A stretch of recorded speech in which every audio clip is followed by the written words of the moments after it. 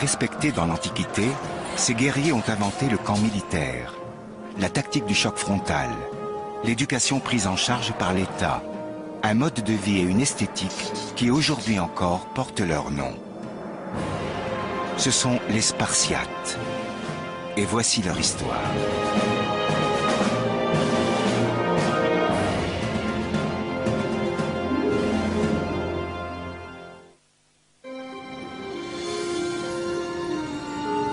À la fin du 7e siècle avant notre ère, la Grèce est une confédération hétéroclite de plus de 1000 cités-États farouchement indépendantes, chacune possédant son caractère et sa réputation propre. Athènes est la plus brillante de toutes. Sa culture est sophistiquée, son architecture sublime et elle dispose d'une flotte puissante. Mais Sparte, qui est respectée dans tout le monde égéen, ne possède rien de tout cela. Elle a sacrifié sa vie culturelle sur l'autel de la guerre. Sparte est un camp militaire. Le système éducatif va se concentrer davantage sur les combats militaires. On va voir la création d'une police secrète. Sparte va se retirer de la communauté grecque pendant un temps. Les Spartiates ne vont pas fonder de colonies au loin, ils ne vont pas construire de flotte, ils vont demeurer obsédés par le contrôle absolu de la Messénie. Depuis la fin du 8e siècle avant Jésus-Christ, Sparte a soumis la Messénie, une région dont la population est 10 fois plus nombreuse que celle de ses conquérants. Ils l'ont soumise grâce à une politique appelée l'ilotisme et à une campagne de terreur menée par les guerriers les mieux entraînés.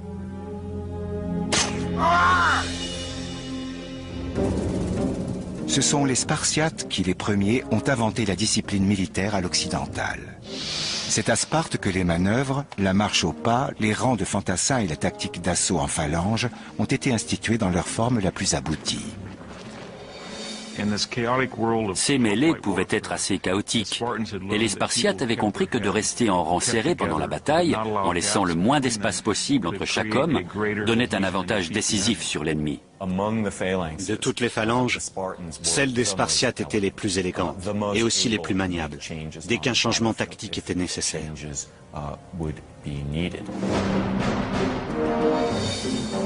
Les Spartiates ont également repensé l'armement du soldat.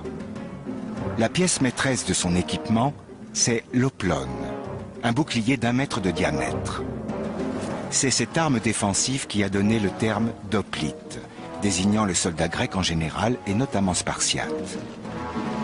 Les hoplites portent aussi une lance de 3 mètres de long, une épée, un lourd casque percé de 2 ouvertures pour les yeux et une cuirasse de bronze. Dans son ensemble, la panoplie pesait peut-être une trentaine de kilos. Le fait que ces hommes, qui mesuraient moins d'1,70 m pour une soixantaine de kilos, portent un équipement pesant la moitié de leur poids en plein été, peut paraître absurde. Mais cela servait à un but précis. Le mécanisme de ces affrontements était bien huilé et fortement ritualisé. Et l'issue d'une guerre entre cités voisines se décidait au cours d'un engagement frontal d'une demi-heure. Les Spartiates étaient passés maîtres dans ce type de combat. L'issue des batailles se décidait donc au moyen de tactiques rapides et efficaces reposant sur le travail d'équipe et l'agilité des soldats. Pendant presque un siècle, ce nouvel art de la guerre était resté d'ordre théorique. Et puis, au VIe siècle avant notre ère, les Spartiates n'ont plus voulu se contenter de soumettre les Messéniens. Ils ont porté leur regard vers le nord, vers la cité de Thégée, afin d'étendre leur territoire. Mais Sparte est l'une des cités les plus profondément religieuses de Grèce. Avant d'agir, il lui faut un avis favorable des dieux. Une délégation est donc envoyée à Delphes pour recueillir l'assentiment d'Apollon, dont l'oracle était proféré par une prêtresse, la Pythie. Les oracles grecs avaient quelque chose de nos horoscopes. Ils comportaient aussi une part de conjecture et de corruption. On y entendait souvent ce qu'on voulait entendre. Mais un pèlerinage à Delphes, cela ressemblait moins à la consultation d'une diseuse de bonne aventure ou d'une voyante qu'à un voyage pour voir de ses yeux le magicien d'Oz. Et ainsi, vers 560 avant Jésus-Christ, Sparte envahit Thégée. Cette conquête ne se résume pas à une simple victoire sur le champ de bataille. C'est à ce moment-là que Thégée cesse d'être une cité ennemie pour devenir une alliée. C'est la première d'une série d'alliances qui va s'étendre à la quasi-totalité du Péloponnèse et même au-delà de la péninsule. À la fin du VIe siècle, l'impressionnante machine spartiate a convaincu nombre de cités-États du Péloponnèse de se joindre à elle. Cette puissante alliance porte le nom de Ligue du Péloponnèse, et Sparte en prend la direction. Son objectif est de contrebalancer le pouvoir d'Athènes, non pour renverser la grande cité de l'Attique, mais pour éviter d'avoir à la combattre. C'est une évidence. Quand on dispose d'une supériorité militaire décisive et qu'on a la réputation d'être invincible, on a la possibilité d'éviter de se battre. C'était la politique spartiate. Ils se battaient rarement parce qu'ils savaient que dans tout combat, ils couraient le risque d'être vaincus.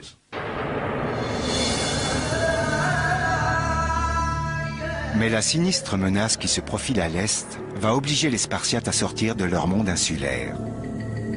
Darius Ier, roi des Perses, est à la tête du plus vaste empire que le monde antique ait connu jusqu'alors. De nombreuses cités-États d'Ionie figurent au nombre de ses conquêtes. Mais après plusieurs décennies d'oppression et de soumission au lourd impôt perse, les Ioniens complotent et menacent de se soulever. En 499 avant Jésus-Christ, ils envoient une délégation auprès du roi de Sparte, Cléomène. Ce dernier refuse de leur prêter assistance. Cette décision va déclencher une série d'événements qui vont changer le cours de l'histoire. La lucidité de Cléomène n'est pas le fait de tous les Grecs. Les Athéniens vont être persuadés par les Ioniens de venir au secours des rebelles. Malgré l'aide d'Athènes, le puissant empire de Darius brise la révolte ionienne. Et les Perses n'oublieront pas le soutien apporté par les Athéniens aux rebelles. Après avoir écrasé cette révolte, ils ont commencé à regarder plus sérieusement ces parvenus qui avaient osé interférer dans ce que les Perses considéraient comme une affaire strictement interne. Pendant ce temps, Cléomène se lance dans une campagne d'annexion des cités voisines dans le but de renforcer et d'étendre la Ligue du Péloponnèse. On l'a accusé d'un fait atroce. Quand il a attaqué Argos, il aurait attiré, d'après les récits qu'on en a, 6000 hoplites argiens dans un verger sacré.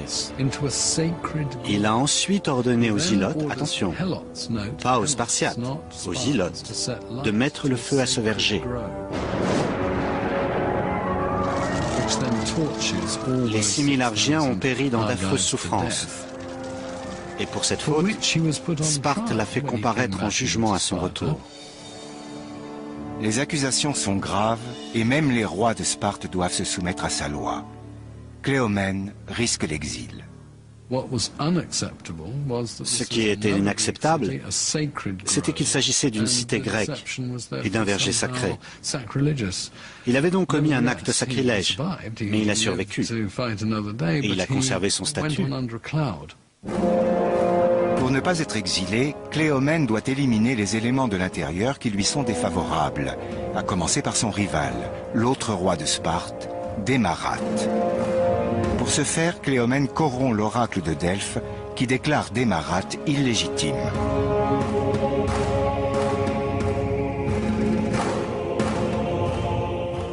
Démarate est immédiatement déposé et envoyé en exil. Mais la traîtrise de Cléomène est bien vite découverte et il est exilé à son tour. Il finira par revenir, mais ce sera pour se donner la mort d'une façon épouvantable. La version la plus effroyable de sa mort, c'est qu'il se serait découpé en deux en partant des pieds jusqu'à atteindre les organes vitaux. Cléomène passera à la postérité sous le nom de Cléomène le Fou.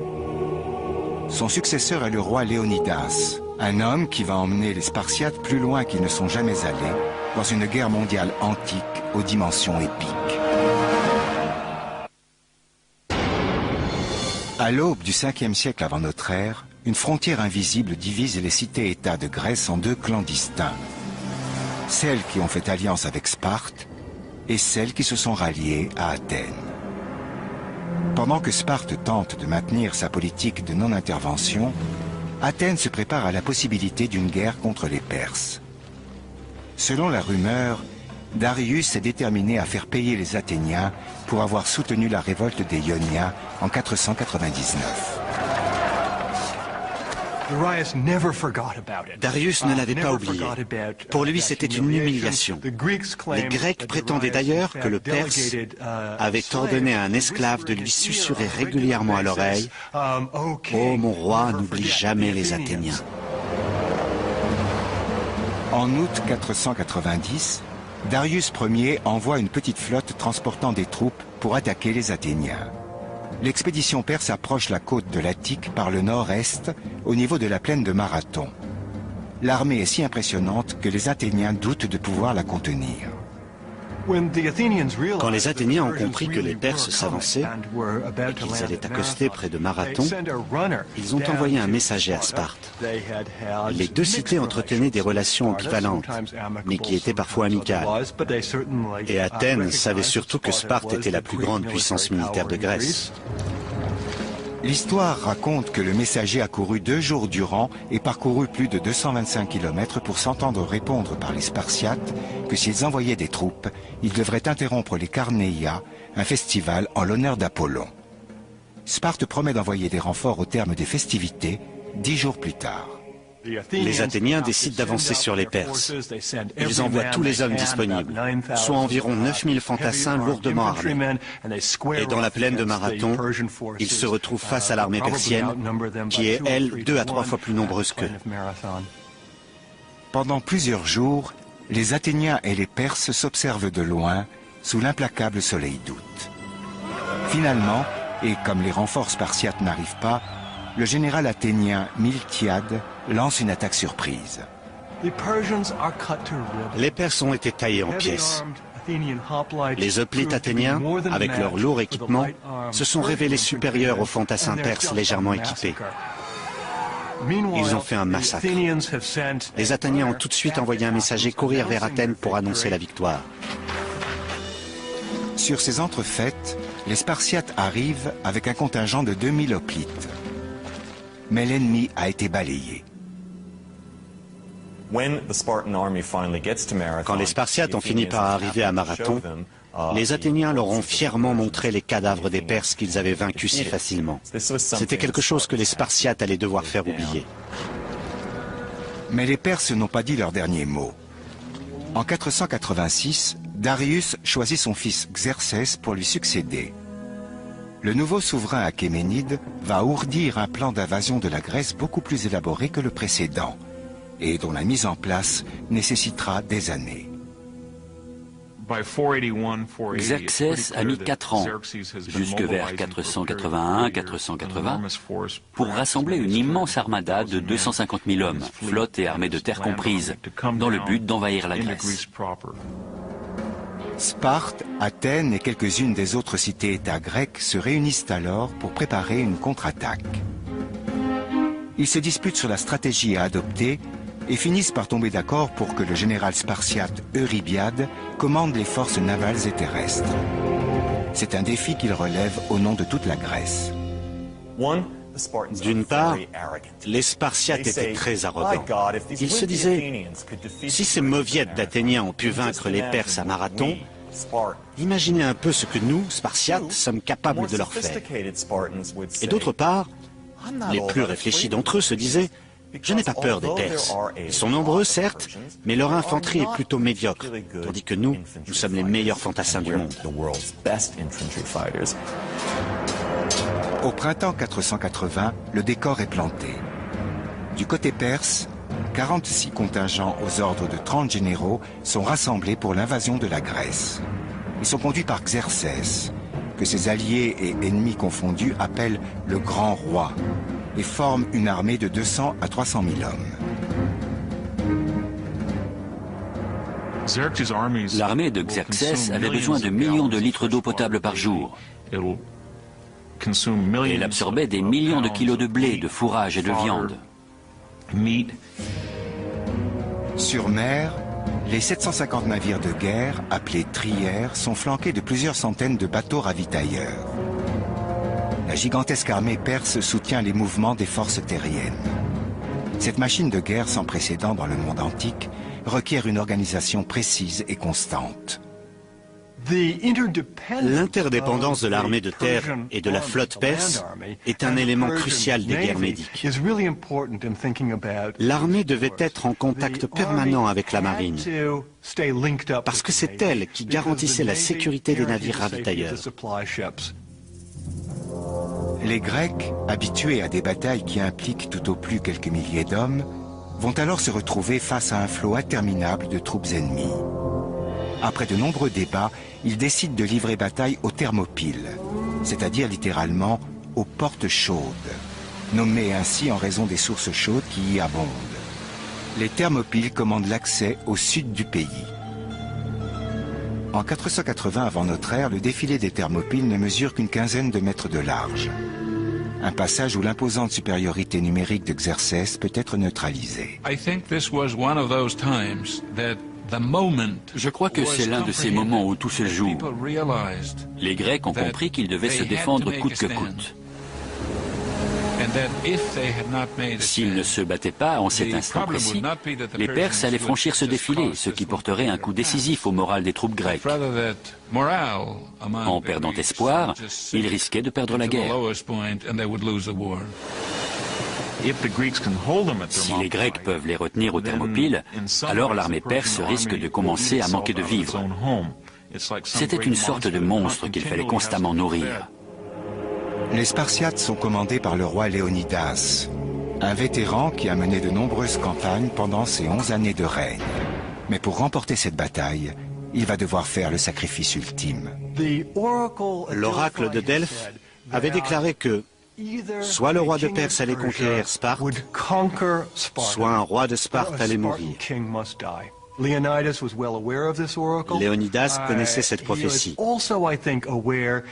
Il savait aussi que pour que les Grecs puissent résister aux Perses après les Thermopyles, il fallait un événement glorieux, quelque chose qui gonfle les troupes d'orgueil.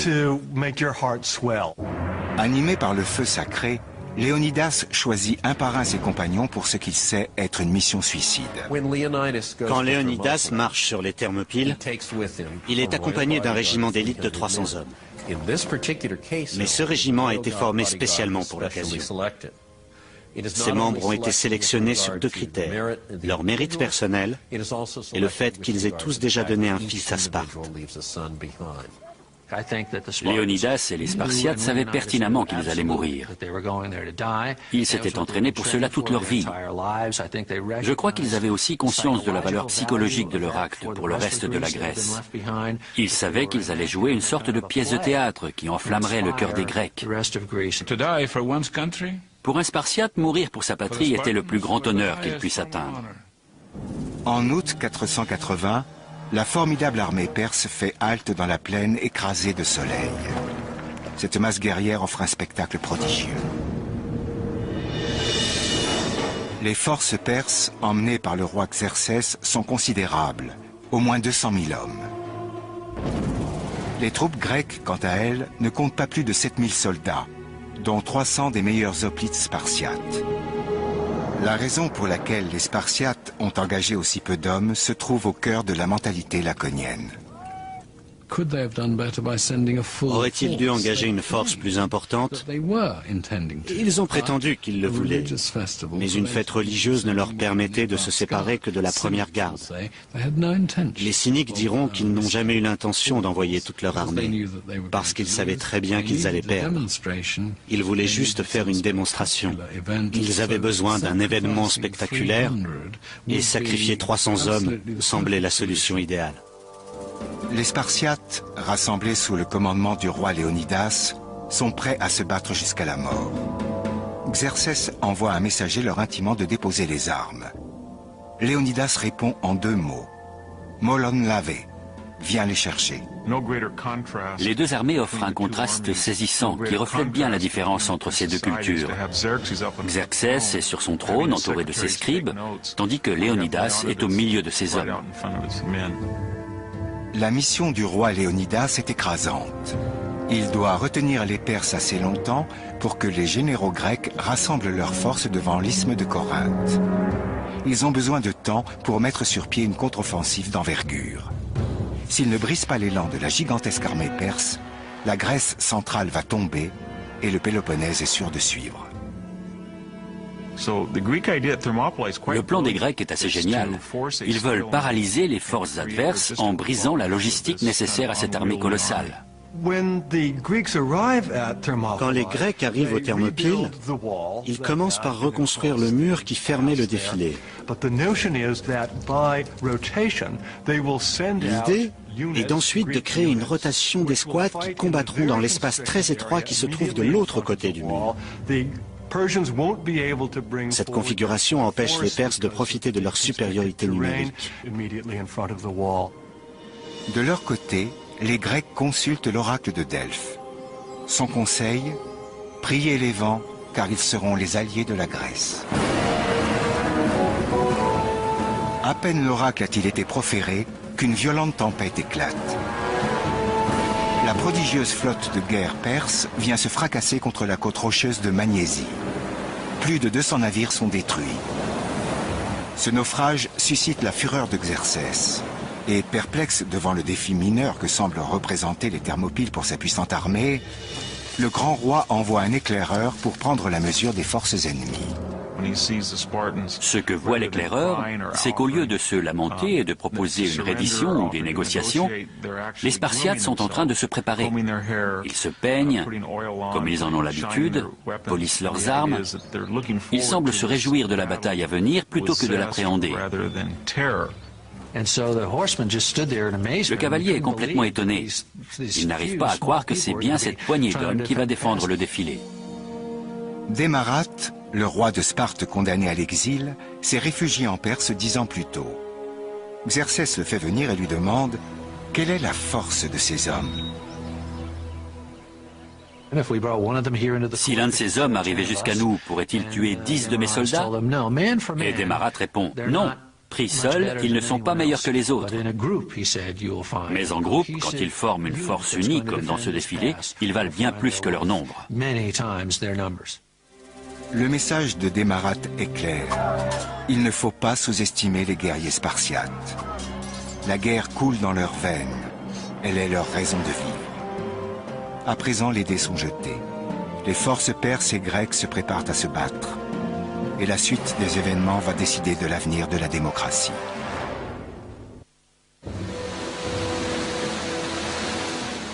En cette fin d'été 480 avant notre ère, c'est donc le destin du monde grec qui va se jouer. Devant le défilé des Thermopyles, les deux camps, grecs et perses, s'observent.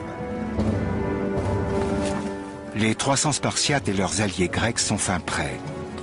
Ils vont affronter une armée perse d'au moins 200 000 hommes. C'est une mission suicide. Mais ils doivent absolument ralentir la marche des Perses pour donner à la Grèce le temps de préparer sa contre-offensive. Au moment du départ du roi Léonidas pour les Thermopyles, et sachant qu'il allait mourir, son épouse, Gorgo, lui a demandé quelles étaient ses instructions.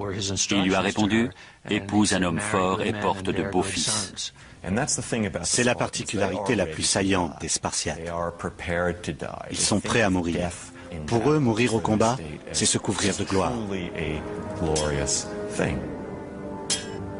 Et ainsi, pour l'honneur et la gloire, les Spartiates s'avancent, sereins et sans crainte, devant la gigantesque armée perse que leur a décrit un éclaireur. Il leur a dit que les archers perses étaient si nombreux que lorsqu'ils tiraient une volée de flèches, la nuée obscurcissait le soleil. Le Spartiate Dienekès a rétorqué « Bien, alors nous combattrons à l'ombre ». Le 18 août, 4 jours après leur arrivée aux Thermopyles, les deux camps sont prêts à se battre. L'immense supériorité numérique des Perses leur confère une assurance bien compréhensible. Mais rien ne semble pouvoir intimider les phalanges spartiates.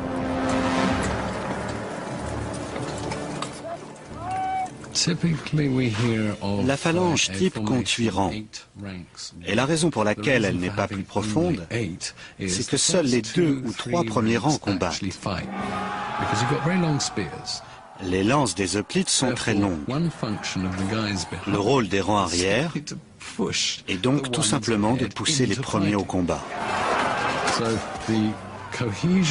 La cohésion et la poussée des derniers rangs sont un facteur crucial, de même que la bravoure et la vaillance des premiers rangs.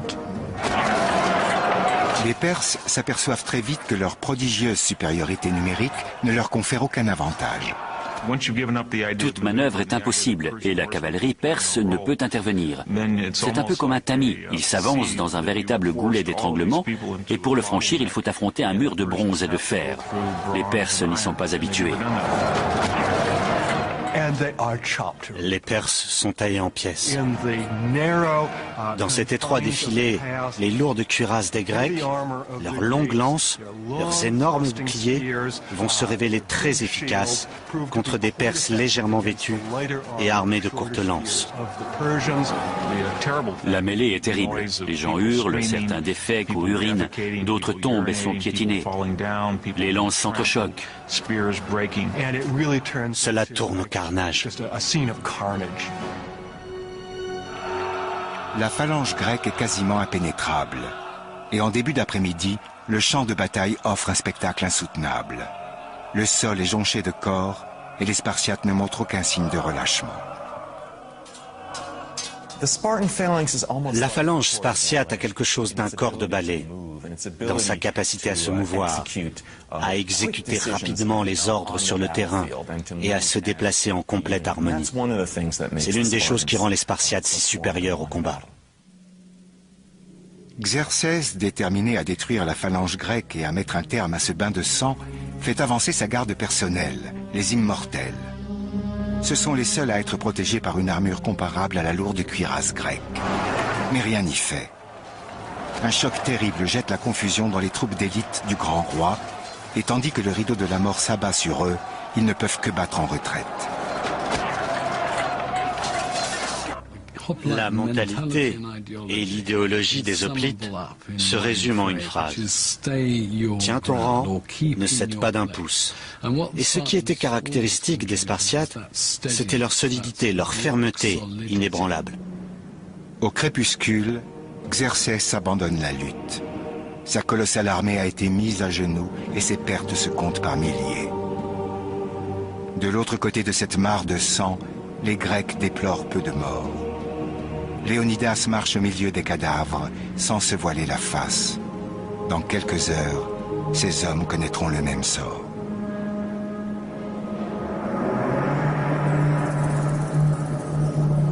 L'aube se lève sur le matin du 19 août 480 avant notre ère. Le roi Xerxès, encore sous le choc des pertes colossales subies la veille, prépare un second assaut. Cette fois, il forme un régiment spécial, un groupe d'hommes réputés pour leur bravoure exceptionnelle et leur audace. Il leur promet de somptueuses récompenses s'ils prennent d'assaut l'étroit défilé et menace de les exécuter s'ils rompent les rangs et prennent la fuite. Le roi perse s'obstine dans sa tactique du bulldozer. Il se dit qu'il n'a qu'à continuer d'envoyer des hommes et que ces Grecs finiront bien par se fatiguer. Mais une fois encore, la fine fleur de l'armée perse n'est pas de taille contre les Grecs et la troupe d'élite des Spartiates. La bataille fait rage, et ce second jour est aussi sanglant que le premier. C'est une véritable boucherie. Les Perses, morts ou blessés, s'amoncellent en un immense tas devant les lignes grecques. L'odeur âcre de la mort est partout. Les Grecs perdent des hommes, mais ce n'est rien comparé aux pertes phénoménales des Perses. C'est terrible pour le moral. Il est clair que cela ne peut pas continuer indéfiniment. Assis sur son trône d'or, Xerxès observe depuis une hauteur voisine le massacre de ses troupes. Il doit de nouveau ordonner la fin de l'attaque. Le roi perse pouvait sans doute se permettre de perdre 50 hommes pour chaque Grec, sans trop en souffrir au niveau numérique. Mais si cela continuait ainsi sur plusieurs semaines, cela risquait de porter un coup terrible au moral de ses troupes. Il devait trouver une autre façon de vaincre. C'est à ce moment fatidique qu'un Grec du nom d'Éphialtès, en échange d'une généreuse récompense, va accepter de trahir ses compatriotes.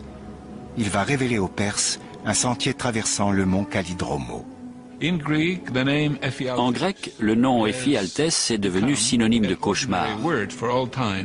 Le mot signifie désormais cauchemar. Le sentier d'Éphialtès va permettre aux soldats perses exténués de prendre les Grecs à revers. Xerxès espère ainsi anéantir enfin ses adversaires. Les immortels, la troupe d'élite perse, marchent toute la nuit et au petit matin, le craquement des branches trahit leur arrivée. Ces portes chaudes sont désormais un piège mortel pour les Spartiates. D'un côté, de hautes falaises tombant dans la mer, de l'autre côté des montagnes, et devant et derrière eux, les hordes perses. À ce moment-là, Léonidas fait le point sur leur situation.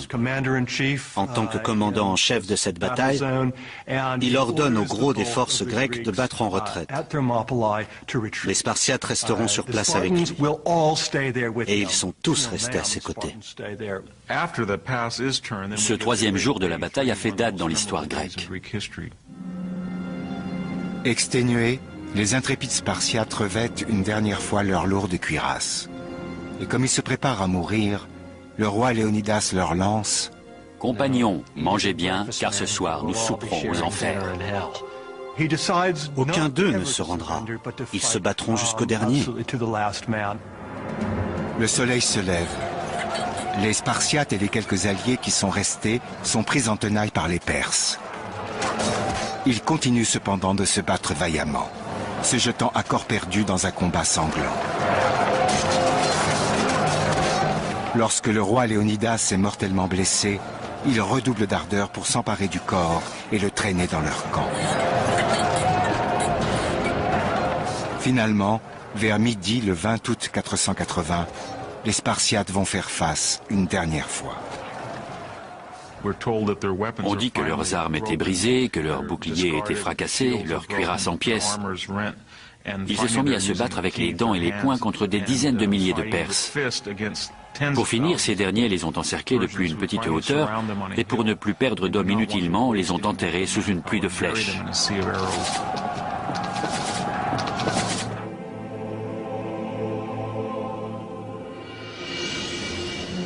Avant le milieu de l'après-midi, tout est terminé.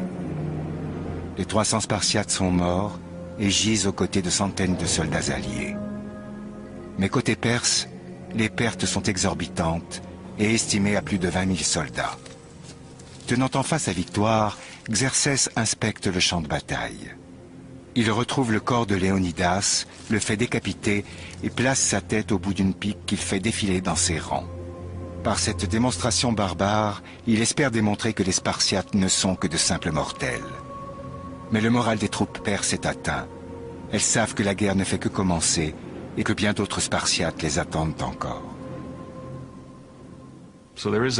Après les Thermopyles, une sorte d'angoisse superstitieuse s'insinue dans les rangs perses. Cette bataille est sans doute la défaite la plus tragique de toute l'histoire de la Grèce. Mais les Grecs vont en retirer de grands bénéfices. D'abord, ils vont pouvoir organiser un front dans le sud de l'Attique. Ensuite, cette bataille leur a insufflé une bonne dose d'héroïsme.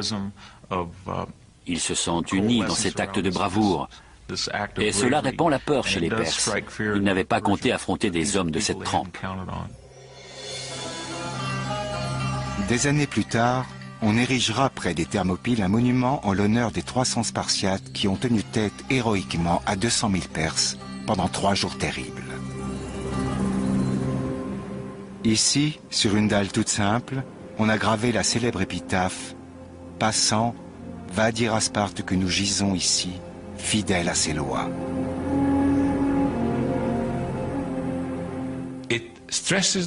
Cette épitaphe souligne le fait que ce sacrifice était un devoir, quel qu'en soit le prix, et quel que soit leur jugement personnel sur la question.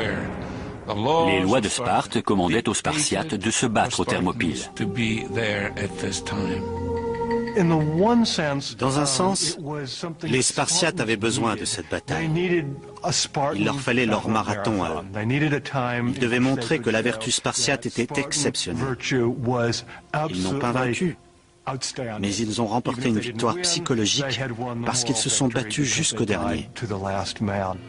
Ce qu'on sait de la bataille des Thermopyles est resté gravé dans la mémoire de la civilisation occidentale.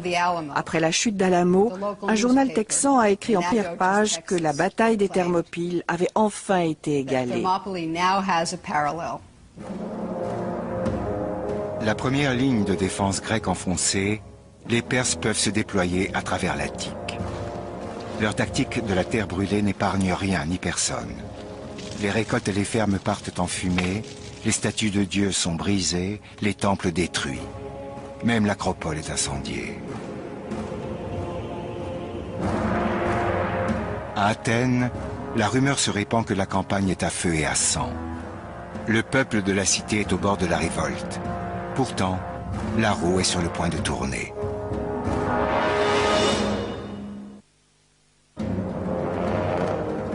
Dans la dernière décennie du 5e siècle avant notre ère, toutes les cités grecques sont unies contre un ennemi en apparence invincible. Une armée perse de plus de 200 000 hommes. Après la bataille des Thermopyles, en 480, les forces perses et leurs flottes approchent d'Athènes. Le moral des Grecs est au plus bas. La défaite semble imminente.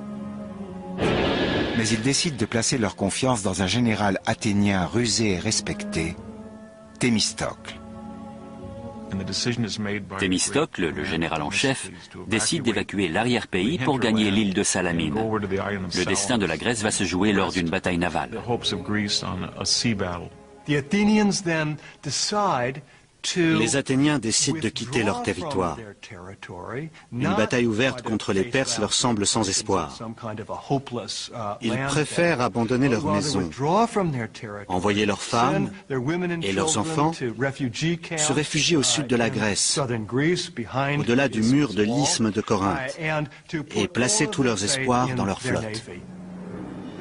À la faveur de la nuit, la flotte grecque fait voile vers la rade de Salamine, à 90 km au sud du Pirée. Pour Thémistocle, ce mince détroit est le point idéal pour prendre l'avantage sur une flotte perse supérieure en nombre et plus mobile. Thémistocle sait que s'ils parviennent à briser la flotte perse, alors ils peuvent gagner la guerre, ou du moins prendre un avantage certain à cause de l'étroite dépendance de l'armée perse vis-à-vis de sa flotte. Les Grecs ont pris position. Thémistocle met alors au point une tactique de génie pour pousser Xerxès à commettre une erreur fatale. Thémistocle lui envoie un esclave pour lui dire « Grand roi, Thémistocle souhaite être ton ami. Il a compris ta puissance. Tu pourras capturer toute la flotte grecque si tu attaques maintenant. » Dans la lettre confiée à un esclave, Thémistocle détaille le plan de retraite des Grecs qui doit se dérouler la nuit suivante. Xerxès ne doute pas un seul instant de tenir là une occasion en or. Après tout, il a déjà eu affaire à des traîtres. Éphialtès est arrivé juste au bon moment, aux Thermopyles. Et voilà maintenant ce Thémistocle. La fortune lui sourit. Convaincu que la flotte grecque est en déroute, Xerxès croit le moment venu de frapper. Xerxès lance donc sa flotte contre les Grecs dans ce bras de mer très resserré qui sépare Salamine du continent.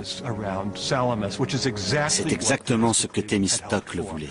Le stratège grec connaît les moindres recoins de ce détroit. Il a positionné sa flotte de façon à ce qu'elle tire parti de l'étroitesse du chenal. Il sait également quand les vents vont se lever, et donc quand ils pourront donner la charge. On a donc les Perses qui avancent face aux Grecs qui avancent aussi. Par le nombre de navires impliqués, c'est sans doute la plus grande bataille navale de l'histoire de l'Occident. Pendant que la flotte grecque, telle une pieuvre géante, sort de sa tanière rocheuse, Xerxès fait installer son trône d'or sur le mont à égaler. Mais lorsqu'il comprend que sa puissante avant-garde est prise au piège, il est déjà trop tard. La supériorité numérique des Perses, 400 trières contre 300 pour les Grecs, est rapidement neutralisée dans l'étroite passe.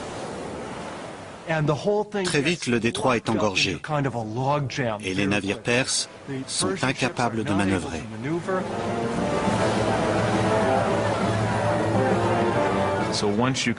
Une fois qu'on est en position d'enfoncer la flotte ennemie en avançant sur ses flancs, on peut éperonner ces vaisseaux.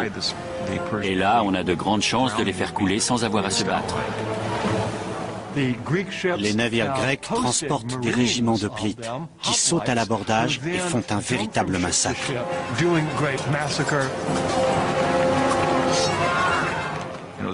C'est sans doute la bataille navale la plus meurtrière de l'histoire. Ce sont peut-être 60 000 Perses qui se sont noyés au large de l'Attique. Pour les Perses, c'est la catastrophe. La victoire des Grecs est totale. La mer est saturée de cadavres et de débris. Les Perses ont perdu 200 navires, les Grecs seulement 40. Xerxès est furieux et humilié. Le résultat de la bataille de Salamine, c'est que Xerxès et le gros de son armée doivent évacuer la Grèce. Il lui est impossible de maintenir une force aussi colossale en Grèce sans être certain de pouvoir la ravitailler. La perte du contrôle des mers met l'ensemble de ses troupes en danger. Il n'a pas le choix. Le plus gros de l'armée doit abandonner l'offensive. Mais le cousin de Xerxès, le général Mardonios, est choisi pour poursuivre la guerre en Grèce. Avec une armée de 30 000 hommes, Mardonios fait route vers la Thessalie. Là, ses troupes trouveront assez de vivres pour prendre leur quartier d'hiver. Pendant ce temps, Athènes et Sparte se chamaillent. Athènes, qui a payé le plus lourd tribut des batailles navales, exige que les fameux hoplites spartiates mènent en contrepartie une offensive terrestre contre les Perses. Mardonios apprend les dissensions du camp ennemi et va tenter de les exploiter. L'un des vassaux de Xerxès, un roi macédonien, est envoyé auprès des Athéniens et des Spartiates. Il leur dit que s'ils vont en paix vers Xerxès, il les traitera avec bienveillance. Les Athéniens, espérant obliger les Spartiates à mobiliser l'ensemble de leurs machines militaires, ne refusent pas l'offre tout de suite. Les Athéniens ont menacé les Spartiates, en leur faisant sentir que si Sparte ne se portait pas au secours de l'Attique, si elle n'envoyait pas ses troupes en Béotie, Athènes pourrait se retirer du combat. Ou pire, les Athéniens laissent entrevoir l'impensable, une alliance avec la Perse. C'est alors que les ambassadeurs jusque-là effacés de Sparte décident de mettre un terme à cette partie d'échec politique. Les Grecs doivent se coaliser pour une ultime confrontation avec les Perses, près de la cité de Platée. Ils doivent tous marcher d'un même pas. Et c'est là vraiment que Sparte va donner sa pleine mesure. Les Spartiates sont désormais sous le commandement non plus d'un roi, mais d'un régent, Pausanias. À l'été 479, les forces perses atteignent désormais 50 000 hommes. Au sud, Sparte a mobilisé 5 000 de ses meilleurs guerriers et Athènes a réuni une armée de 8 000 hommes. Les Spartiates enrôlent alors 35 000 ilotes messéniens en promettant de les affranchir en échange de leur bravoure pendant la bataille. Pausanias semble avoir eu de véritables dispositions pour l'organisation. Il possède un sens militaire aigu et, plus important encore, il est assez fin diplomate pour réussir à maintenir unies des forces grecques nombreuses, diverses et secouées de perpétuels conflits. À ce moment précis, seul un Spartiate pouvait réussir un tel exploit. 11 jours durant, les généraux ennemis se jaugent depuis leurs positions respectives dans la plaine de Platée. Mardonios et la cavalerie perse au nord, Pausanias et l'infanterie grecque au sud. À l'aube du 12e jour, les Perses brisent la tente et lancent une attaque éclair. La cavalerie perse va d'abord infliger de lourdes pertes aux troupes grecques. Les Grecs sont alors obligés de redéployer leurs troupes. Les 5000 hoplites spartiates ne constituent que 10% des forces coalisées. Mais leur discipline, leur lourde cuirasse et leurs longues lances leur confèrent une présence impérieuse. Lorsque les Perses ont décidé d'affronter l'infanterie dans la plaine de Platée, la bataille a échappé à Mardonios et au commandement perse. Leurs hommes vêtus d'osier et de lin devaient affronter des rangs serrés hérissés de piques. Et aucune armée n'aurait pu réussir cela, si ce n'est l'armée spartiate elle-même. La bataille fait rage, et les Spartiates lourdement armés transforment le champ de bataille en un fleuve de sang. Les Perses sont massacrés comme du bétail. Les Spartiates ont été les artisans de la victoire grecque de Platée. C'était une bataille de fantassins et les Spartiates disposaient de la meilleure des armées d'hoplites. Ils ont pu y donner leur pleine mesure. Si la victoire de Salamine porte la marque des Athéniens avec cette victoire sur la mer, celle de Platée porte le sceau des Spartiates, car c'est une grande victoire terrestre. La mort de Mardonios va sonner la fin de la bataille. Ses gardes personnels prennent la fuite et les soldats perses survivants se dispersent. Les pertes grecques sont minimes, 1 millier d'hommes.